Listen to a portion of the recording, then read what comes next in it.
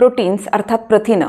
तर प्रोटीन्स हा आपल्या अन्नातून मिळणारा असा एक महत्त्वाचा घटक आहे जो आपल्या शरीराच्या वाढीसाठी आणि मजबूतीसाठी अतिशय महत्त्वाचा आहे. मसल मास वाढवण्यासाठी किंवा मसल रिपेअर करण्यासाठी प्रोटीन अतिशय महत्त्वाचा रोल प्ले करतं. जर आपण आपल्या डाएटमधून योग्य प्रमाणात प्रोटीन घेतलं तर आपली स्किन चांगली राहायला मदत होते, केसांचं टेक्स्चर, केसांचं आरोग्य चांगलं राहायला मदत होते.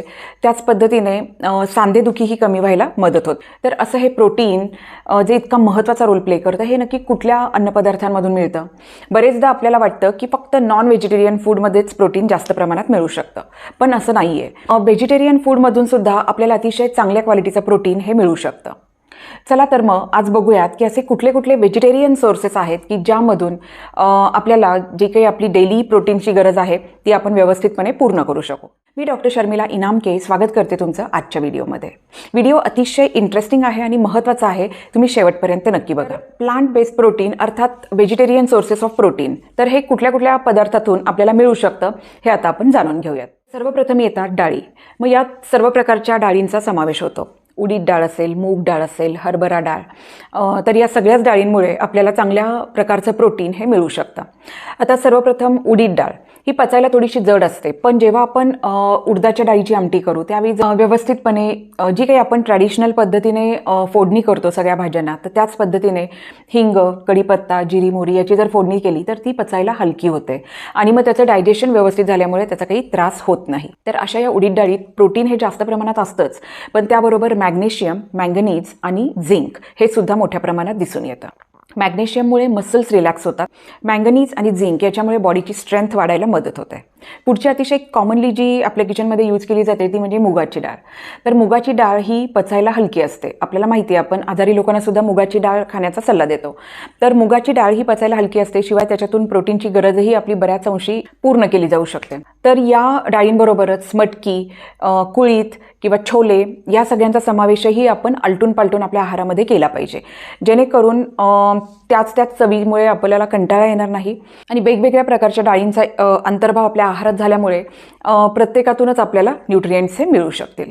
तर अशा या डाळींचा समावेश आपण रेग्युलर आपल्या आहारामध्ये केला, वजन नियंत्रित राहायला मदत होते. त्याचप्रमाणे डायबिटीसची शक्यता कमी होते. डायबिटीस असेल तर तो सुद्धा नियंत्रित राहतो. पुढचा आहे फुटाणे. तर 100 ग्रॅम फुटाण्यांमध्ये साधारणपणे 32 ग्रॅम प्रोटीन असतं. त्यामुळे तुम्ही जर स्ट्रॉंग व्हेजिटेरियन प्रोटीन सोर्स शोधत असाल तर फुटाणे हा अतिशय बेस्ट सोर्स आहे. फुटाणे म्हणजे रोस्टेड असतात, त्यामुळे त्याचं पचनही अगदी इझिली होऊन जातं. आणि जेव्हा आपण फुटाणे खातो तर त्याच्यावरचं जे कवरिंग असतं ते सुद्धा आपण खाल्लं पाहिजे. तर त्याच्यातूनही आपल्याला काही न्यूट्रिएंट्स मिळू शकतात, फायबर्स मिळू शकतात. काही वेळेला फुटाण्यांची पावडर करून ती पावडरसुद्धा तुम्ही पाण्यातून घेऊ शकता. म्हणजे 100% नॅचरल, ग्लायसेमिक इंडेक्सही लो असतो. त्यामुळे फुटाणे म्हणजे अतिशय आयडियल प्रोटीन सोर्स आहे, जो तुम्ही निश्चितच आपल्या डाएटमध्ये इन्क्लूड करायला हवा आहे. पुढचा आहे दूध आणि दुधाचे पदार्थ. तर साधारणपणे 1 ग्लास दुधामध्ये 10 ग्रॅम इतकं प्रोटीन आपल्याला मिळू शकतं. आता हे तुम्ही अजून एनरिच करायचं असेल तर तुम्ही 1 ग्लास दुधामध्ये जी मी मगाशी सांगितली फुटाण्यांची पावडर, तर ती 1 किंवा 2 चमचे ॲड करू शकता. त्यामध्ये तुम्ही 1-2 खजूर ॲड करू शकता आणि 1 बनाना असं जर तुम्ही एकत्र केलं, ते मिक्सरमध्ये व्यवस्थित फिरवून घेतलं आणि तो जो काही ज्यूस होईल तो जर तुम्ही घेतला तर it is the best source of protein. त्यामुळे जर तुम्हाला मसल बिल्डिंग करायचं असेल किंवा वजन वाढवायचं असेल तर हा ज्यूस तुम्ही नक्की ट्राय करून बघा. तर या दुधामधून आपल्याला व्हिटॅमिन डी, व्हिटॅमिन B12 आणि ओमेगा 3 फॅटी ॲसिड्स हे सगळे मिळून जातात. तर या दुधापासूनच जो अतिशय कॉमनली तयार केलेला जाणारा पदार्थ आहे तो म्हणजे पनीर, जो आपल्या सगळ्यांच्या आहारामध्ये असतोच. तर साधारण 100 ग्रॅम पनीरमध्ये 20 ग्रॅम प्रोटीन असतं. Low in fat, high in calories आणि प्रोटीनची क्वांटिटीसुद्धा सिग्निफिकंट असते. शिवाय या पनीरमधून कॅल्शियम, फॉस्फरस, व्हिटॅमिन B12 हे सुद्धा मिळून जातं. अंड खाल्ल्यावर जशी आपल्याला एक पोट भरल्याची भावना येते, तोच इफेक्ट आपल्याला पनीर खाल्ल्यावर मिळू शकतो. त्यामुळे बराच वेळ आपलं पोट भरलेलं राहू शकतं आणि त्यामुळेच आपण पनीरचा अंतर्भाव आपल्या डाएटमध्ये नक्कीच करायला हवा. आणि जर तुम्हाला वेट लॉस करायचं असेल तर मग मात्र पनीर तुम्ही हे रोज खायलाच हवं. आणि पनीर म्हणजे एक असं वर्सटाईल आहे की तुम्ही ते स्नॅक म्हणून खाऊ शकता, ते तुम्ही लंचमध्ये इन्क्लूड करू शकता, डिनरमध्ये इन्क्लूड करू शकता. त्यामुळे वेगवेगळ्या पद्धतीने तुम्ही पनीरचा अंतर्भाव आपल्या आहारामध्ये करू शकता. चीजमधून सुद्धा आपल्याला हाय क्वालिटी प्रोटीन हे मिळतं. त्याच पद्धतीने दही, जे आपल्या आहारामध्ये अगदी नित्यनेमाने असतं, तर 1 वाटी दह्यामध्ये साधारण 7 ते 8 ग्रॅम प्रोटीन हे आपल्याला मिळू शकतं. आणि या पनीरमध्ये जे काही 9 अमायनो ॲसिड्स आहेत हे सगळे प्रेझेंट असतात आणि ते इझिली ॲब्झॉर्बही होतं. त्याच्यामुळे हे अतिशय चांगल्या क्वालिटीचं प्रोटीन आहे जे आपण पनीरमधून मिळवू शकतो. तर असे हे दूध आणि दुधाचे पदार्थ यामधूनही आपल्याला प्रोटीन मिळतं आणि जे काही धान्य आहेत किंवा डाळी आहेत जे मी मगाशी सांगितलं त्यामधूनही आपल्याला प्रोटीन मिळतं. जर आपण या दोन्हीचं कॉम्बिनेशन केलं, जे आपल्या इथे फॉलो केलंच जातं, जसं वरण भात आहे, डाळ भात आहे किंवा दूध भात आहे, तर या सगळ्या कॉम्बिनेशनमधून एक चांगल्या क्वालिटीचं प्रोटीन आपल्या शरीराला मिळून जातं. आणि म्हणूनच असे एकमेकांना पूरक असणारे कॉम्बिनेशन्स हे आपण नक्कीच आपल्या आहारामध्ये इन्क्लूड केले पाहिजेत. डाळींमध्ये म्हणलं तर साधारण 100 ग्रॅम डाळीमध्ये एक 9 ते 10 ग्रॅम प्रोटीन आपल्याला मिळू शकतं. सेम राजमा किंवा छोले यातूनही साधारण अशाच पद्धतीने प्रोटीन आपल्याला मिळून जातं.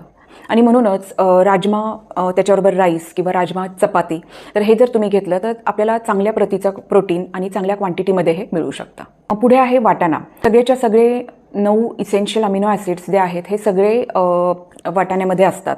त्यामुळे वाटाण्यामधून मिळणारं प्रोटीनही एक चांगल्या क्वालिटीचं प्रोटीन आहे. जर तुम्ही वाटाणा चपाती किंवा वाटाणा राईस आणि वाटाणा बटाटा चपाती असं जर वेगवेगळे कॉम्बिनेशन केले तर या सगळ्याचं सगळ्या कॉम्बिनेशनमधून अतिशय चांगल्या क्वालिटीचं प्रोटीन आपल्याला मिळू शकतं. पुढचं जे कॉमनली यूज केलं जातं आपल्या किचनमध्ये ते आहेत शेंगदाणे. साधारण 1 मूठ शेंगदाण्यामधून 7 ते 8 ग्रॅम प्रोटीन आपल्याला मिळून जातं. धान्यांचं म्हणाल तर मग गहू, तांदूळ, सोयाबीन, बार्ली, ओट्स या सगळ्यामधून आपल्याला प्रोटीन्स हे मिळतातच. फक्त याचं कॉम्बिनेशन म्हणजे या धान्यांपासून जे प्रोटीन मिळतं तर याच्यात काही इसेन्शियल अमायनो ॲसिड्स हे ॲब्सेंट असतात. तसंच डाळींमधून आपल्याला जे काही प्रोटीन्स मिळतात याच्यातही काही अमायनो ॲसिड्स हे ॲब्सेंट असतात. आणि म्हणूनच आपला जो आहार आहे की आपण डाळ पोळी खातो किंवा डाळ भात खातो, तर हे अतिशय आयडियल आहे की याच्यामुळे होतं काय की हे एकमेकांना पूरक होऊन जातं. त्यामुळे योग्य क्वांटिटीमध्ये आणि चांगल्या क्वालिटीचं प्रोटीन हे मिळू शकतं. म्हणूनच फूडचे हे जे काही कॉम्बिनेशन्स आहेत हे मात्र आपण आपल्या आहारामध्ये निश्चितच इन्क्लूड करायला हवेत. आता नट्स म्हणजे मात्र त्याच्यात काजू आले, बदाम आले, अक्रोड आले, तर या सगळ्यांमध्ये बदामांमध्ये प्रोटीन्स आणि प्रोटीनबरोबरच फायबर्सही मोठ्या प्रमाणात असतात.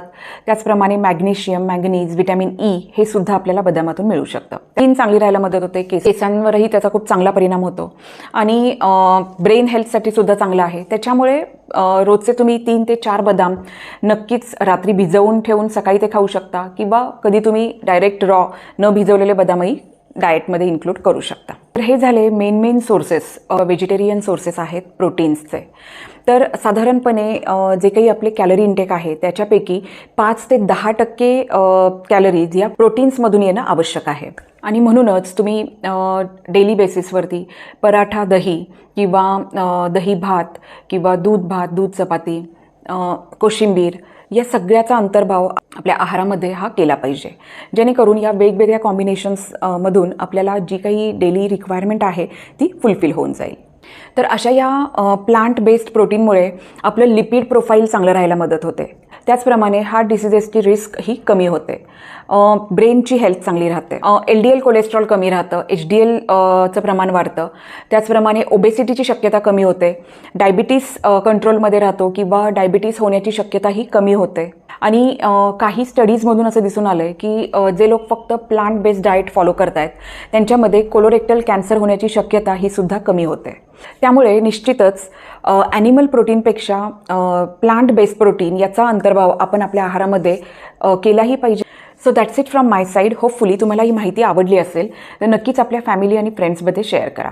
चॅनेलमध्ये सबस्क्राईब करा. भेटूयात पुन्हा एकदा पुढच्या एका नवीन व्हिडिओमध्ये नवीन माहितीसोबत. Till then stay happy, stay healthy. Thank you.